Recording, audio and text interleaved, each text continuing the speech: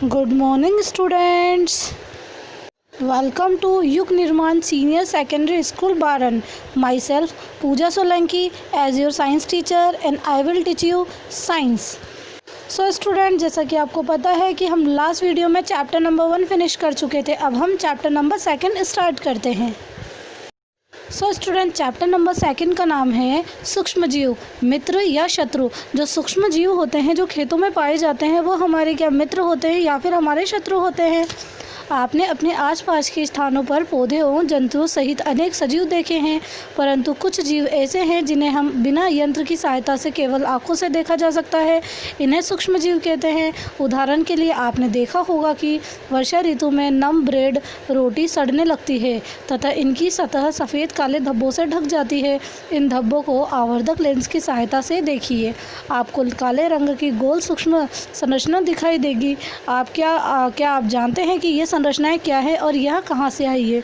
Student, हमारे आसपास अनेक छोटे छोटे या छोटे मोटे जीव होते हैं, लेकिन कुछ को तो हम आंखों से देख पाते हैं, लेकिन कुछ जीव ऐसे होते हैं जिन्हें हम आंखों से नहीं देख पाते। उन्हें सूक्ष्म जीव कहते हैं। सूक्ष्म का मतलब होता है बहुत छोटा। जैसा कि आपने स्टूडेंट देखा होगा कि रोटी या ब्रेड को काफ़ी दिन तक रखने पर या सड़ जाने पर उसमें जो होती काई जैसी या धब्बे बढ़ जाते हैं, तो उनमें वो अगर हम किसी आवर्धक लेंस की सहायता से मशीन से देखें तो हमें उसमें छोटे छोटे जीवाणु नज़र आएंगे या फिर सूक्ष्म जीव नज़र आएंगे।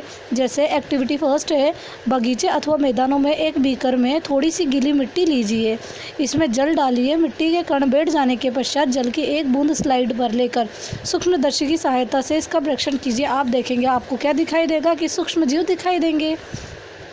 एक तालाब, पोखर से जल की कुछ बूंदें लीजिए, कांच की स्लाइड पर फैलाकर सूक्ष्मदर्शी की सहायता से परीक्षण।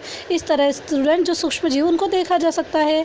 क्या आपको सूक्ष्म जीव गति करते हुए दिखाई दे रहे हैं? इन परीक्षण से पता चलता है कि मिट्टी एवं पानी में अनेक छोटे छोटे सूक्ष्म जीव उपस्थित होते हैं। सूक्ष्म जीव इतने छोटे होते हैं कि उन्हें बिना किसी यंत्र की सहायता से नहीं देखा जा सकता। इनमें से कुछ, जैसे कि ब्रेड पर लगने वाले कवक को आवर्धक लेंस की सहायता से देखा जा सकता है, जबकि अन्य बिना सूक्ष्मदर्शी की सहायता से दिखाई नहीं देते हैं। यही कारण है कि इन्हें सूक्ष्म जीव कहते हैं। स्टूडेंट, सूक्ष्म जीव वो होते हैं जिन्हें हम कुछ तो आवर्धक लेंस होता है जिसकी से चीज़ें बड़ी दिखाई देती है, तो उस लेंस से भी देखा जा सकता है, और कुछ जो दिखाई नहीं देते हैं। सूक्ष्म जीवों को 4 मुख्य भागों में बांटा गया है, जैसे जीवाणु, कवक, प्रोटोजोआ और शैवाल। ये सभी स्टूडेंट सूक्ष्म जीव होते हैं। जीवाणु, शैवाल, प्रोटोजोआ एवं कवक के कुछ सामान्य सूक्ष्म जीव चित्र 2.1 और 2.4 में दर्शाए गए हैं। स्टूडेंट, अभी नेक्स्ट पेज जो दिया हुआ है उसमें चित्र नंबर 2.1 और 2.4 में हमें कुछ चित्र दर्शाए हुए हैं जो जीवाणु, शैवाल और प्रोटोजोआ और कवक के हैं।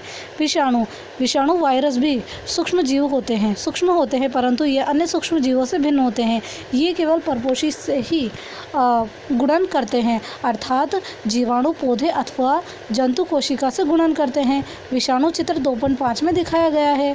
कुछ सामान्य रोग जैसे कि जुखाम, इन्फ्लुएंजा एवं अधिकतर खांसी विषाणु द्वारा होती है। कुछ विशेष रोग की पोलियो, खसरा वे विषाणु वायरस द्वारा होते हैं। अतिसार और मलेरिया प्रोटोजोआ द्वारा होते हैं, और टाइफाइड व क्षय रोग जीवाणु द्वारा होते हैं। तथा इनमें से कुछ सूक्ष्म जीवों के विषय में आप कक्षा 6 और 7 में पढ़ चुके हैं। स्टूडेंट, जो हमें अलग अलग रोग होते हैं वो अलग अलग, जैसे कुछ जीवाणु से होते हैं, कुछ प्रोटोजोआ से होते हैं, कुछ कवक से होते हैं। इस तरह अलग अलग सूक्ष्म जीवों से अलग अलग रोग होते हैं, जिनके चित्र हमें नेक्स्ट पेज में दिखाए गए हैं। सो स्टूडेंट, देखिए इसमें जो चित्र नंबर 2.1 और 2.4 दिखाया गया है वो सूक्ष्म जीवों के हैं। इसमें 2.5 जो है वो विषाणु का चित्र है। ठीक है स्टूडेंट, इस तरह से अलग अलग जो चित्र हमें दिखाए गए हैं ये सब कुछ विषाणु हैं, कुछ जीवाणु हैं, कुछ कवक हैं, कुछ प्रोटोजोआ हैं। इसने अलग अलग दिया हुआ है, जैसे ऊपर जीवाणु के हैं, नीचे शैवाल के हो, ये प्रोटोजोआ है और ये कवक होते हैं। तो इसने सिर्फ हमें कुछ डायग्राम बताकर समझाया है कि ये किस तरह से होते हैं या इनका आकार कैसा होता है। सूक्ष्म जीव कहाँ रहते हैं? सूक्ष्म जीव एक कोशिकीय होते हैं, जैसे कि जीवाणु, कुछ शैवाल एवं प्रोटोजोआ अथवा बहुकोशिका जैसे कि कई शैवाल, कवक या बर्फीली शीत से उष्ण यानी गर्म स्रोत तक हर प्रकार की परिस्थिति में जीवित रहते हैं। स्टूडेंट ये गर्मी में भी रह सकते हैं, ये सर्दी में भी रह सकते हैं, यह मरुस्थल एवं दलदल में भी रह सकते हैं। यह मनुष्य सहित सभी जंतुओं के शरीर में अंदर भी पाए जाते हैं, जिसी की वजह से तो हमें बीमारियां होती है। कुछ सूक्ष्म जीव दूसरे सजीवों पर आश्रित होते हैं, जबकि कुछ अन्य स्वतंत्र रूप से पाए जाते हैं। कुछ तो दूसरे इंसानों के शरीर में रहते हैं या जानवर के शरीर में रहते हैं, और कुछ स्वतंत्र रूप से रहते हैं। जैसे अमीबा जैसा सूक्ष्म जीव अकेले रह सकता है, जबकि कवक एवं जीवाणु समूह में रहते हैं। सूक्ष्म जीव और हम। सूक्ष्म जीवों की हमारे जीवन में महत्वपूर्ण भूमिका है। इनमें से कुछ हमारे लिए लाभदायक है तथा कुछ अन्य हानिकारक तथा जीवों में रोग के कारक हैं। आइए हम इन्हें विस्तार से इसका अध्ययन करें। मित्रवत सूक्ष्म जीव। जो सूक्ष्म जीव होते हैं वो हमारे फ्रेंड्स कैसे होते हैं, हमारे मित्र कैसे हो सकते हैं। सूक्ष्म जीव विभिन्न कार्यों में उपयोगी किए जाते हैं। इनका उपयोग दही, ब्रेड और केक बनाने में किया जाता है। प्राचीन काल से ही सूक्ष्म जीवों का उपयोग अल्कोहल बनाने में भी किया जाता रहा है। पर्यावरण को स्वच्छ रखने के लिए भी इनका उपयोग किया जाता है। उदाहरण के लिए कार्बनिक अपशिष्ट, सब्जियों के छिलके, जंतु अवशिष्ट, विष्ठा इत्यादि का अपघटन जीवाणु द्वारा किया जाता है तथा हानि रहित पदार्थ बनते हैं। स्मरण कीजिए, जीवाणु का उपयोग औषधि उत्पादन एवं कृषि में मृदा की उर्वरता बढ़ाने के लिए किया जाता है, जिससे नाइट्रोजन स्थिरीकरण होता है। स्टूडेंट, जो जीव होते हैं सूक्ष्म जीव, वो हमारे किस तरह से मित्र होते हैं, उनका उपयोग जो दही, ब्रेड, केक इन सबको बनाने में किया जाता है। और जैसे दवाइयाँ होती हैं उनको बनाने में भी सूक्ष्म जीवों का उपयोग किया जाता है। और ये अपशिष्ट गंदगी को साफ करने के लिए भी इनका उपयोग किया जाता है। दही एवं ब्रेड का बनाना। आप कक्षा 7 में पढ़ चुके हैं कि जीवाणु दूध को दही में परिवर्तित कर देता है। स्टूडेंट, आपने देखा होगा कि जब हम दही को लेते हैं तो उसमें छोटे छोटे से पार्टिकल्स होते हैं। वो सूक्ष्म जीव होते हैं जो हमारे शरीर के लिए अच्छे होते हैं। स्टूडेंट, उन्हें हम आसानी से नहीं देख सकते, लेकिन अगर माइक्रोस्कोप से देखेंगे तो हमें क्लियरली दिखाई देंगे हिलते हुए, लेकिन दही में हमें हिलते हुए नहीं दिखाई देते। अगर हम देखेंगे तो दही खाना ही बंद कर देंगे, लेकिन वो हमारे शरीर के लिए अच्छे होते हैं। दही में अनेक सूक्ष्म जीव पाए जाते हैं, जिसे लैक्टोबैसिलस नाम के जीवाणु प्रमुख है। इसमें जो जीवाणु होता है उसे लैक्टोबैसिलस जीवाणु कहते हैं, जो दूध को दही में परिवर्तित कर देता है। वह दूध में जनन कर उससे दही में परिवर्तित कर देता है। जीवाणु पनीर, अचार, अनेक खाद्य पदार्थों के उत्पादन में सहायक है। रवा यानी सूजी, इडली और भटूरे का महत्वपूर्ण संगठन दही है। स्टूडेंट, आपने देखा होगा कि सूजी में दही डालते हैं, कुछ डालते हैं तो वो फूल जाता है, तो यह फूलना भी सूक्ष्म जीव की वजह से ही होता है। क्या आप अनुमान लगा सकते हैं कि ऐसा क्यों है? जीवाणु एवं यीस्ट चावल में आटे के किण्वन में सहायक देते हैं, जिससे इडली और डोसा बनता है। इस तरह स्टूडेंट, सूक्ष्म जीव हमारे शरीर के लिए फ़ायदेमंद होते हैं और हमें खाने में यूज़ आते हैं। जो हमारे खाने में यूज़ आते हैं। स्टूडेंट, हमें एक विधि दी हुई है जिसमें इसने थोड़ी मात्रा में यानी ईस्ट पाउडर मिलाकर गूँथ लिया है।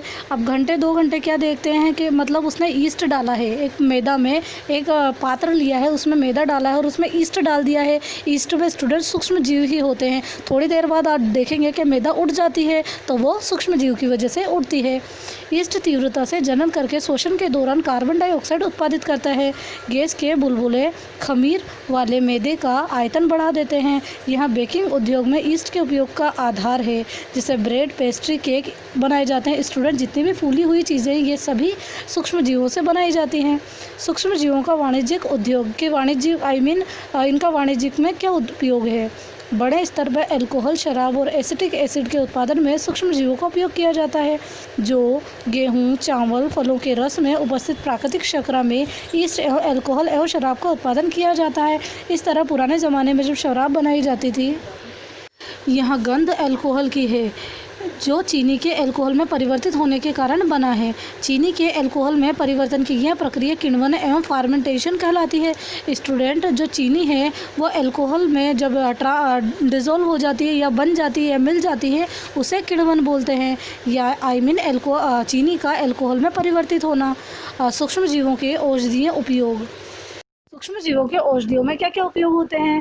जब कभी आप बीमार पड़ते हैं तो डॉक्टर आपको पेनिसिलिन का इंजेक्शन देते हैं अथवा कोई अन्य प्रतिजैविक की गोलियां एवं कैप्सूल देते हैं। इन औषधियों का स्रोत सूक्ष्म जीव है।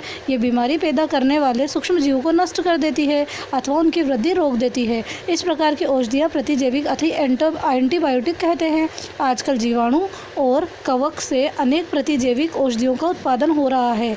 स्ट्रेप्टोमाइसिन, टेट्रासाइक्लिन, एरिथ्रोमाइसिन सामान्य रूप से उपयोग की जाने वाली प्रतिजैविक है जिन्हें कवक एवं जीवाणु से उत्पादित किया जाता है। किसी विशिष्ट प्रकार से सूक्ष्म जीवों का संवर्धन करता है प्रतिजैविक का उत्पादन किया जाता है जिन्हें अनेक रोग की चिकित्सा में उपयोग में लाते हैं। स्टूडेंट, अनेक सूक्ष्म जीव होते हैं वो हमारे शरीर के लिए फ़ायदेमंद होते हैं। जब हमारा शरीर बीमार होता है तो कुछ जो हानिकारक सूक्ष्म जीव हमारे शरीर में प्रवेश कर जाते हैं। उनको वृद्धि को रोकने के लिए जो अच्छे सूक्ष्म जीव होते हैं वो हमारे शरीर में प्रवेश कराए जाते हैं। या तो वो इंजेक्शन से डाले जाते हैं या अदरवाइज़ हमें गोलियाँ दी जाती है। यही हमारे शरीर जो औषधि के रूप में काम करती है। इस प्रकार जो सूक्ष्म जीव होते हैं वो हमारे शरीर में औषधि के तरह काम आते हैं।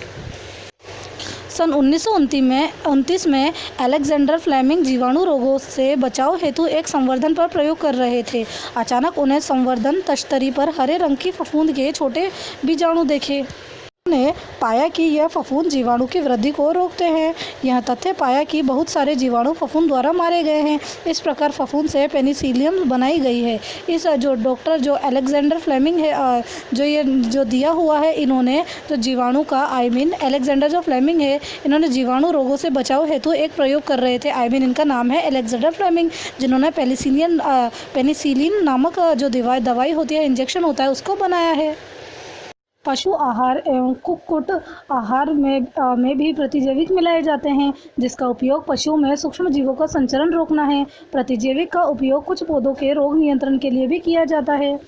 ध्यान रखना चाहिए कि डॉक्टर की सलाह पर ही प्रतिजैविक की दवाइयाँ लेनी चाहिए तथा उन दवाओं को कोर्स भी पूरा करना चाहिए। यदि आप प्रतिजैविक उस समय लेंगे जब उसकी आवश्यकता नहीं है तो अगली बार जब आप बीमार होंगे तो आपको प्रतिजैविक की आवश्यकता होगी तो वह उतनी प्रभावी नहीं होगी। इसके अतिरिक्त अनावश्यक रूप से ली गई प्रतिजैविक शरीर में उपस्थित उपयोगी जीवाणु भी नष्ट कर देती है। सर्दी, जुकाम एवं फ्लू के प्रतिजैविक प्रभावशाली नहीं है क्योंकि यह रोग विषाणु द्वारा होते हैं। स्टूडेंट, हम जब डॉक्टर की सलाह पर ही हमें दवाइयाँ लेनी चाहिए। अगर हमें बुखार नहीं है फिर भी हमने पेनिसिलिन या फिर कोई गोली ले ली तो हमारी उस टाइम तो असर कर जाएगी, लेकिन अगली बार जब हम वो टैबलेट खाएंगे तो हमारे शरीर में अधिक प्रभाव नहीं दिखाएगी। इसीलिए डॉक्टर के परामर्श से ही उतनी ही दवाई लेनी चाहिए जितना डॉक्टर बोलता है और जितना कोर्स वो बोलता है उतना पूरा करना चाहिए। नेक्स्ट है वैक्सीन। वैक्सीन होता है टीका। जब रोग कारक सूक्ष्म जीव हमारे शरीर में प्रवेश करते हैं तो उनसे लड़ने के लिए हमारा शरीर प्रतिरक्षी उत्पन्न करता है। शरीर को यह भी स्मरण रहता है कि वही सूक्ष्म जीव अगर हमारे शरीर में पुनः प्रवेश करता है तो उसे किस प्रकार लड़ा जाए। अतः यदि मृत अथवा निष्क्रिय सूक्ष्म जीवों को स्वस्थ व्यक्ति के शरीर में प्रविष्ट कराया जाए तो शरीर की कोशिका उसी के अनुसार लड़ने के प्रतिरक्षक उत्पन्न करके रोग कारक को नष्ट कर देती है। यह प्रतिरक्षी हमारे शरीर में सदा के लिए बनी रहती है। रोग कारक सूक्ष्म जीवों से हमारी सदा के लिए सुरक्षा करती है। इस प्रकार टीका कार्य करता है। हैजा, क्षय तथा हेपेटाइटिस, चेचक जैसी अनेक बीमारियों को वैक्सीन द्वारा रोका जाता है। स्टूडेंट, वैक्सीन वो होता है जब हमें किसी बीमारी से ग्रसित है या कोई विषाणु है या जीवाणु से हमें कोई बीमारी हुई है तो अगर हम उसी जीवाणु के मृत शरीर को इंजेक्शन से हमारे शरीर में डाल दें तो वो जो इंजेक्शन जो वो मृत जीव है वो उस जो सूक्ष्म जीव है उस द्वारा नष्ट कर दिया जाएगा और हमारे शरीर की जो बीमारी है वो ख़त्म हो जाएगी। इस तरह जो मृत जीव होते हैं जो वैक्सीन से हमारे शरीर में डाले जाते हैं या इंजेक्शन से हमारे शरीर में डाले जाते हैं। आपके बचपन में आपको भी अनेक रोगों से रक्षा करने के लिए टीके दिए गए होंगे। क्या आप इन रोगों की सूची तैयार कर सकते हैं? इनके लिए आप अपने माता पिता की मदद ले सकते हैं। सभी बच्चों को उन रोगों से सुरक्षा की आवश्यकता है। आवश्यक टीके निकट के अस्पताल से उपलब्ध होते हैं। बच्चों को पोलियो से बचाने के लिए आपने टेलीविज़न, समाचार पत्रों में पोलियो के टीकाकरण के विज्ञापन देखे होंगे। पोलियो ड्रॉप बच्चों को दिया जाने वाला वास्तव में एक टीका वैक्सीन है। स्टूडेंट, कुछ टीके होते हैं जो इंजेक्शन से नहीं दिए जाते, जो दवाई के रूप में लिए जाते हैं। उनमें उनमें से एक है पोलियो। पोलियो की जो ड्रॉप होती है उसमें भी सूक्ष्मजीव ही होते हैं जो हमें छोटे बच्चों को पिलाए जाते हैं। चेचक के विरुद्ध विश्वव्यापी अभियान चलाया गया, जिसके परिणामस्वरूप विश्व के अधिकांश भागों में चेचक का उन्मूलन हो गया है। आजकल सूक्ष्मजीवों से टीके का उत्पादन बड़े स्तर पर किया जाता है, जिससे मनुष्य एवं अनेक जंतुओं को अनेक रोगों से बचाया जा सकता है। स्टूडेंट, इस तरह जो वैक्सीन का उपयोग किया जाता है। अब मिट्टी की उर्वरता में वृद्धि। कुछ जीवाणु होते हैं जो मिट्टी की क्षमता में वृद्धि करते हैं, फसल अच्छी देते हैं। कुछ जीवाणु एवं नीले हरे शैवाल वायुमंडलीय नाइट्रोजन का स्थिरीकरण कर सकते हैं। वहाँ से लेने वाले नाइट्रोजन को पहले वो लेते हैं, फिर वो पौधों को देते हैं। इस प्रकार मृदा से नाइट्रोजन का संवर्धन होता है तथा उसकी उर्वरता में वृद्धि होती है, जिससे सामान्यतः जैविक नाइट्रोजन स्थिरीकरण कहते हैं। स्टूडेंट, पेड़ पौधे डायरेक्ट नाइट्रोजन हवा से नहीं लेते हैं, तो जो सूक्ष्म जीव हो, क्योंकि वो एक कठोर तत्व होता है, जब वो पहले सूक्ष्म जीव उनको ग्रहण करते हैं, उन्हें सामान्य तत्वों में चेंज करते हैं, उसके बाद ही जो पौधे होते हैं उनको ग्रहण करते हैं, नाइट्रोजन को ग्रहण करते हैं। इसे नाइट्रोजन का स्थिरीकरण कहते हैं। नाइट्रोजन स्थिरीकरण साइनोबैक्टीरिया एंड नीले हरे शैवाल। स्टूडेंट, हमें ऊपर डायग्राम में दिया हुआ है। पर्यावरण का शुद्धिकरण कैसे जीवाणु करते हैं ये बताएंगे। आपके विद्यालय में माली को देखने के पश्चात सहेली, बूझों और दूसरे विद्यार्थियों में घरों और बगीचों से पत्तियां एवं फल सब्जियों का कचरा एकत्रित करके इससे निपटान के लिए बनाए गए गड्ढे में डाला। कुछ समय बाद इनके विघटन होने के बाद खाद में परिवर्तित हो गया। सहेली और बूझो जानना चाहते हैं कि यह किस प्रकार हो सकता है। स्टूडेंट, पहले उन्होंने क्या किया कि जो कचरा इकट्ठा किया और एक गड्ढे में डाल दिया, जिससे वो धीरे धीरे खाद बन गया। इससे जो पर्यावरण की जो गंदगी थी वो भी शुद्ध हो गई। जैसे हमें क्रियाकलाप 2.5 में दिया हुआ है। 2 गमले लेकर प्रत्येक को मिट्टी से आधा आधा भर दीजिए। इन्हें ए व बी चिन्हित कीजिए। ए गमले में पौधों का कचरा भर दीजिए तथा बी गमले में पॉलीथीन की थैलियाँ, कांच की खाली बोतलें और प्लास्टिक के टूटे खिलौने इत्यादि भर दीजिए। उन्हें एक और रख दीजिए। 3-4 सप्ताह बाद उनका परीक्षण कीजिए। आप क्या देखेंगे? क्या आपको दोनों गमलों की वस्तुओं में कोई अंतर दिखाई देता है? यदि हाँ, तो अंतर परिलक्षित होता है।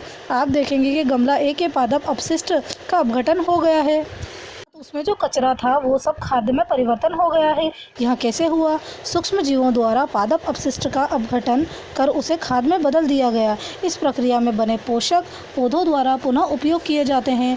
क्या आपने ध्यान दिया कि गमले बी के पॉलीथीन की थैलियाँ, कांच की खाली बोतलें और खिलौनों के जो टुकड़े हुए टुकड़ों में इस प्रकार का परिवर्तन नहीं हुआ? सूक्ष्म जीव उन पर क्रिया करके खाद में परिवर्तित नहीं कर सकते हैं। स्टूडेंट, आपने देखा जो प्लास्टिक पे वो खाद नहीं बनती है, जबकि जो पेड़ पौधे इनकी गंदगी से तो फिर भी खाद बनती है। आप अक्सर बड़ी मात्रा में मृत जीवों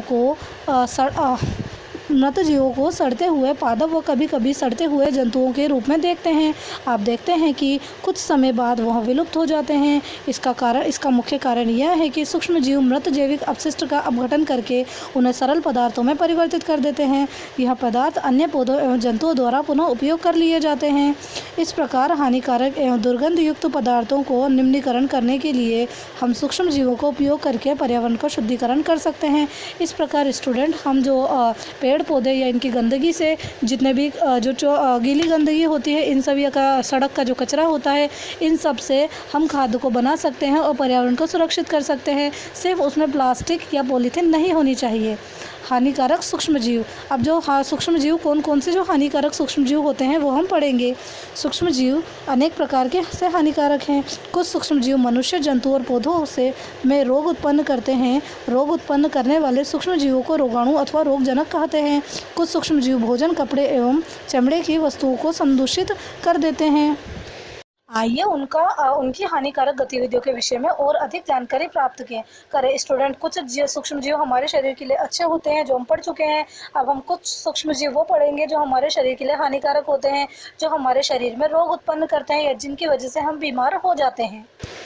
मनुष्य में रोगकारक सूक्ष्म जीव कि जो मनुष्य के अंदर जो सूक्ष्म जीव होते हैं उनसे रोग कैसे होता है और वो कैसे रोगकारक होते हैं। मनुष्य में रोग उत्पन्न करने वाले सूक्ष्म जीव श्वास द्वारा, पेयजल एवं भोजन द्वारा हमारे शरीर में प्रवेश करते हैं। संक्रमित व्यक्ति अथवा जंतु के सीधे संपर्क में आने पर भी रोग का संचरण हो सकता है। सूक्ष्म जीवों द्वारा होने वाले ऐसे रोग जो एक संक्रमित व्यक्ति से स्वस्थ व्यक्तियों में वायु, जल, भोजन अथवा कायिक संपर्क द्वारा फैलते हैं, संचरणीय रोग कहलाते हैं। इस प्रकार के रोगों के कुछ कुछ उदाहरण है हैजा, सामान्य, सर्दी जुकाम, चिकन पॉक्स एवं क्षय रोग। तो स्टूडेंट वो रोग जो अगर कोई व्यक्ति बीमार है, अगर हम उसके संपर्क में आते हैं तो हमें वो रोग हो जाते हैं, उन्हें संचरणीय रोग कहते हैं, उन्हें संक्रामक रोग भी कहते हैं। जैसे हैजा हुआ, सर्दी जुकाम हुआ, चिकन पॉक्स, इसमें जो सूक्ष्म जीव होते हैं वो हमारे या तो पानी में या श्वास में या छींकते हुए या कुछ खांसते हुए हमारे शरीर में प्रवेश कर जाते हैं, इससे हमें वो बीमारी हो जाती है। जब जुकाम से पीड़ित कोई व्यक्ति छींकता है तो सूक्ष्म बूंदों के साथ हजारों रोग कारक वायरस में भी वायु में आ जाते हैं। यह वायरस श्वास के साथ ली जाने वाली वायु के साथ शरीर में प्रवेश कर जाते हैं। इस तरह से स्टूडेंट जब कोई व्यक्ति छींकता है तो छींक के साथ उसके साथ बहुत सारे रोग कारक निकलते हैं, विषाणु निकलते हैं। जब स्वस्थ व्यक्ति सांस लेता है तो उसके शरीर में प्रवेश कर जाते हैं। कुछ कीट एवं जंतु ऐसे भी हैं जो रोग कारक सूक्ष्म जीवों के रोग वाहकों का कार्य करते हैं और घरेलू मक्खी इसका एक उदाहरण है। मक्खी कूड़े एवं जंतु अपशिष्ट पर बैठती है, रोगाणु इसके शरीर में चिपक जाते हैं। जब मक्खी बिना ढके भोजन पर बैठती है तो रोगाणु का स्थानांतरण संभव होता है। जो भी व्यक्ति समदूषित भोजन करेगा उसका बीमार पड़ने की संभावना है। अतः यह सलाह दी जाती है कि भोजन को सदा ही ढककर रखा जाए। बिना ढके भोजन को खाने से बचना चाहिए। मादा एनोफिलीज मच्छर इसका अन्य उदाहरण है। वह मच्छर प्लाज्मोडियम का वाहक होता है, मतलब जिससे मलेरिया होता है। मादा एडीज मच्छर डेंगू के वायरस का वाहक है। हम मलेरिया अथवा डेंगू का नियंत्रण किस प्रकार कर सकते हैं? स्टूडेंट, आपको पता है हमारे घर में मक्खी और मच्छर सोते हैं, तो ये जो मक्खी और मच्छर होते हैं ये जो गंदगी होती है, अपशिष्ट होते हैं, उस पर बैठे हुए होते हैं और वहाँ से बैठकर जब हम खाने का सामान होता है अगर हम उसे नहीं ढकते हैं तो उस पर भी आकर बैठ जाती है, जिसके कारण वायरस उनके द्वारा कूड़े कचरे का वायरस हमारे खाने पर आ जाता है, जिससे हम बीमार हो जाते हैं। इसलिए हमेशा खाने को ढककर रखना चाहिए। और सबसे ज़्यादा है ये जो मच्छर हैं हमारे घर में पाए जाते हैं, ये सबसे ज़्यादा बीमारियां फैलाते हैं, जैसे डेंगू हो गया, मलेरिया हो गया। ये सभी मच्छर जल से उत्पन्न होते हैं। हमें पानी को कहीं भी रुका नहीं रहने देना चाहिए। कूलर, टायरों एवं फूलदानों इत्यादि में कहीं भी जल को एकत्र न होने दें। अतः अपने आसपास के स्थानों को स्वच्छ व शुष्क रखकर हम मच्छरों को पैदा होने से रोक सकते हैं। ऐसे उपाय की सूची बनाने का प्रयास कीजिए जिससे अपनाकर मलेरिया को फैलने से रोका जा सके। स्टूडेंट, जो मच्छर होते हैं वो जब पानी सड़ जाता है या जो पानी होता है जो एक जगह अगर इकट्ठा हो जाता है तो वहाँ जो मच्छर होते हैं वो पैदा होते हैं। तो इसीलिए अपने आसपास सफाई रखनी चाहिए और जो पानी होता है वो नहीं फैलाना चाहिए या फिर पानी को इकट्ठा नहीं होने देना चाहिए और अपने आसपास का ध्यान रखना चाहिए। मनुष्य में सूक्ष्म जीवों द्वारा होने वाले सामान्य रोग। स्टूडेंट, हमें एक टेबल दी हुई है जिसमें कुछ रोग लिखे हुए हैं और वो बता रखा है कि किससे वो रोग होता है। जैसे क्षय रोग है, जीवाणु से होता है और ये संचरण वायु के द्वारा फैलता है। खसरा होता है, ये वायरस से होता है, वायु से फैलता है। चिकन पॉक्स से वायरस से होता है, वायु या सीधे संपर्क में होता है। पोलियो होता है, ये भी वायरस से फैलता है जो कि वायु और जल में होता है। रोगी व्यक्ति को पूरी तरह से अन्य व्यक्तियों से अलग रखना, रोगी की जो व्यक्तिगत वस्तुओं को अलग रखना, उचित समय पर टीकाकरण करना, ये सभी उसके बचाव के उपाय हैं। इसी तरह हैजा, टाइफाइड, हेपेटाइटिस और मलेरिया के दिए हुए हैं कि ये रोग किससे होते हैं। स्टूडेंट, ये आपको लर्न करना है कि कौन सा रोग किससे होता है। मनुष्य में होने वाले कुछ अन्य असामान्य रोग, उनके फैलने एवं रोकने के कुछ उपाय तालिका 2.1 में दर्शाई गई है। जैसे आपको ऊपर टेबल दी हुई है, इसमें बताया हुआ है कि कौन सा रोग किससे होता है और उससे बचने के लिए हमें क्या उपाय करने चाहिए। जंतुओं में रोग कारक जीवाणु। अब जंतुओं में कौन कौन से रोग कारक जीवाणु होते हैं?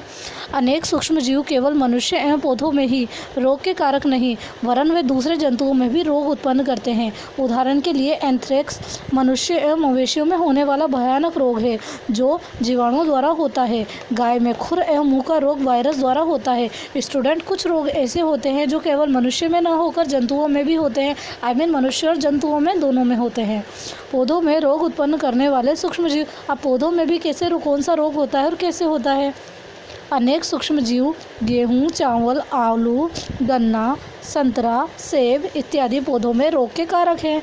रोग के कारण फसल की उपज में कमी आ जाती है। तालिका 2.2 में हमें एक टेबल दी हुई है। 2.2 में जो नेक्स्ट पेज है उसमें कुछ पादप रोग दर्शाए गए हैं। रसायन का प्रयोग करके इन सूक्ष्म जीवों का नियंत्रण पाया जा सकता है। स्टूडेंट, हम कुछ रसायनों को, जैसे हमने देखा होगा कि जैसे हम फसल उगाते हैं, कुछ लोग जो खेती करते हैं उनकी फसल में कीड़े लग जाते हैं, तो वो कीड़े ना होकर स्टूडेंट वो रोग होते हैं जो उन फसल को लग जाता है, तो उसके लिए वो लोग जो होता है सूक्ष्म वो रसायनों का उर्वरक का उपयोग करते हैं जिससे कि फसल की पैदावार अच्छी और उनमें कीड़े ना लगे। सो स्टूडेंट, हमें एक टेबल दी हुई है 2.2 जिसमें पादप का रोग है जैसे नींबू कैंकर, तो ये सूक्ष्म जीवों से जीवाणु से होता है और संचरण का तरीका है वायु द्वारा ही फैलता है। इसी तरह गेहूं की जो रस्ट है वो कवक द्वारा होता है और वायु और बीज से फैलता है।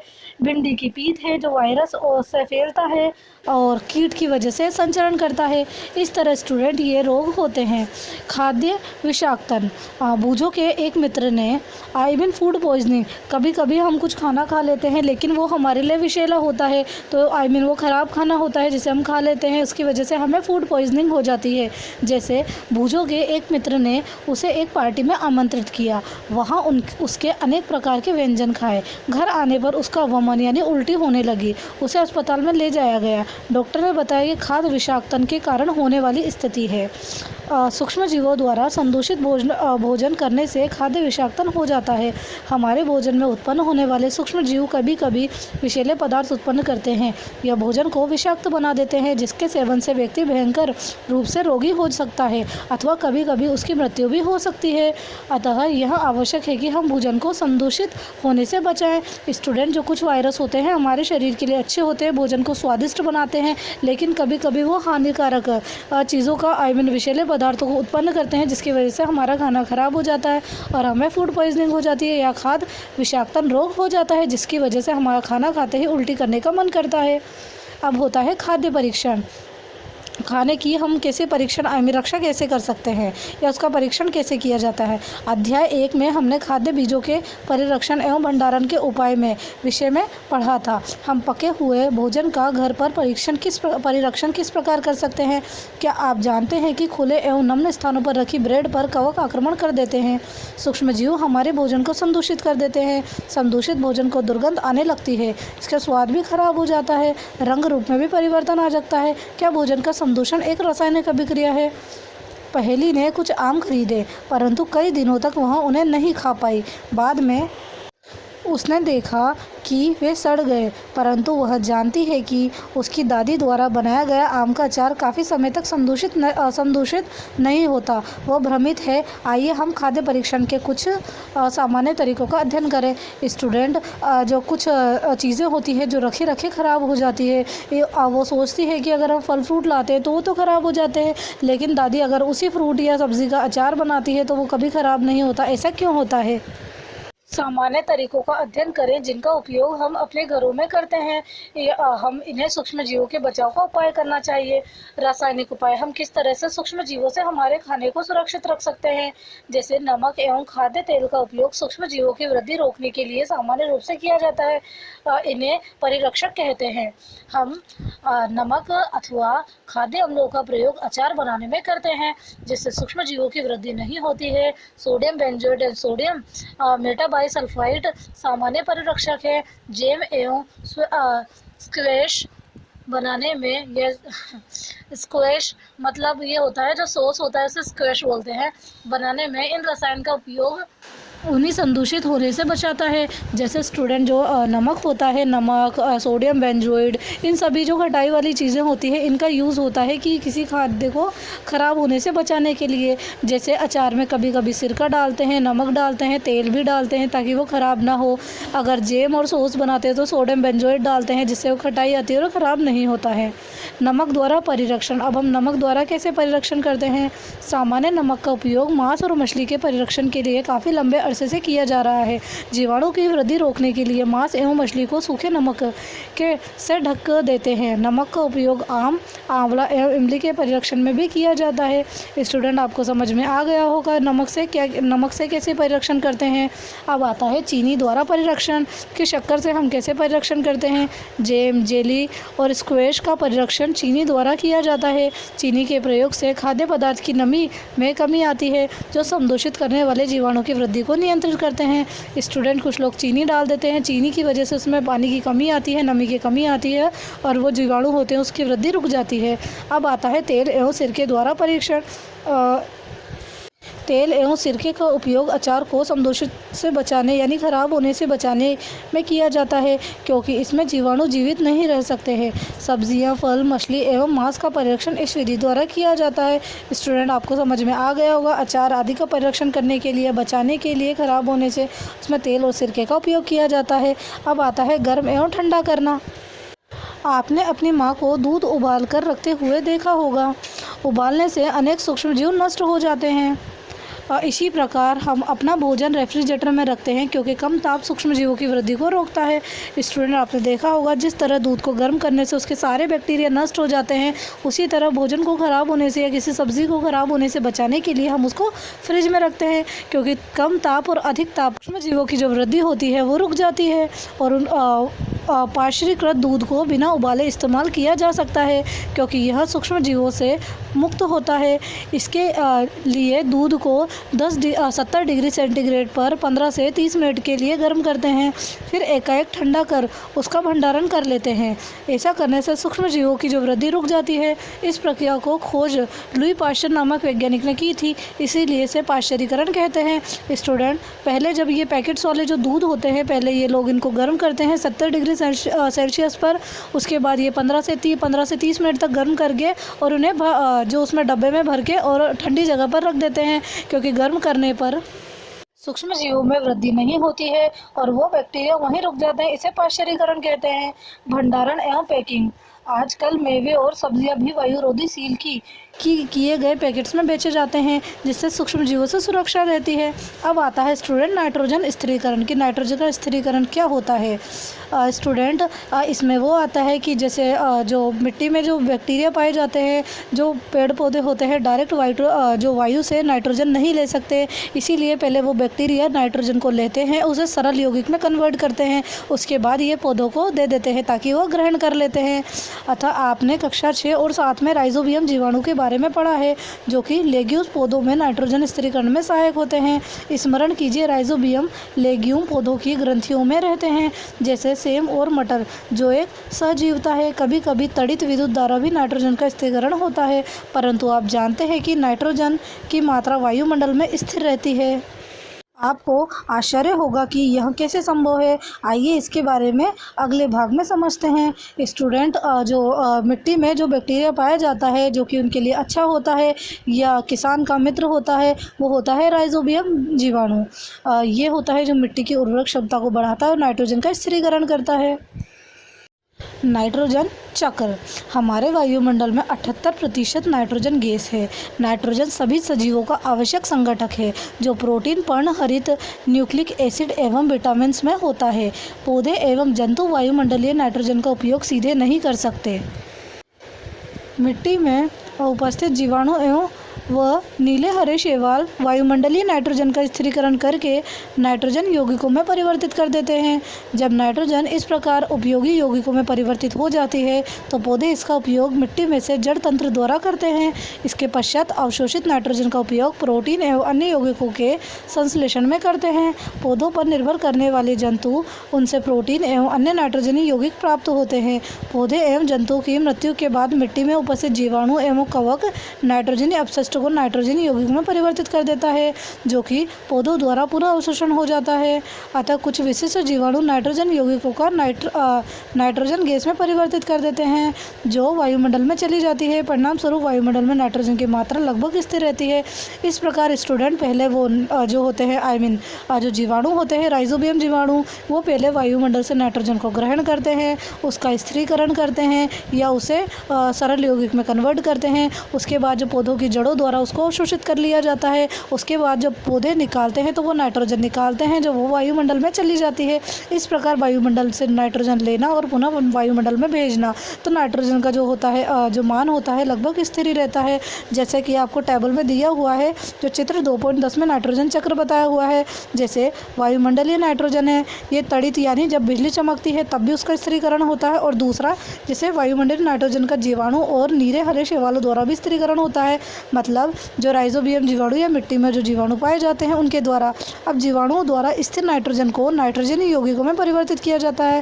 फिर मिट्टी में उपस्थित नाइट्रोजन के यौगिक होते हैं जो कि जीवाणु द्वारा नाइट्रोजन यौगिकों को गैसीय नाइट्रोजन में रूपांतरित कर देते हैं। इस प्रकार जो मिट्टी से पौधों द्वारा अवशोषण होता है, पौधों द्वारा जंतु से, फिर जंतु से इसका उत्सर्जन होता है, इस तरह मिट्टी में चल जाता है, फिर मिट्टी से वापस और नाइट्रोजन वायुमंडल में चली जाती है। सो स्टूडेंट, इस प्रकार नाइट्रोजन चक्र कंप्लीट होता है जिससे नाइट्रोजन की मात्रा वायुमंडल में भी बनी रहती है। सो स्टूडेंट, आपका जो टॉपिक है चैप्टर नंबर 2 है ये फिनिश होता है। नेक्स्ट वीडियो में मैं इसके क्वेश्चन आंसर्स कंप्लीट कराऊंगी। आप इस चैप्टर को अच्छे से रिवाइज करिए। अगर कुछ समझ में नहीं आता है तो आप मुझसे पूछ सकते हैं। Thank you and best of luck.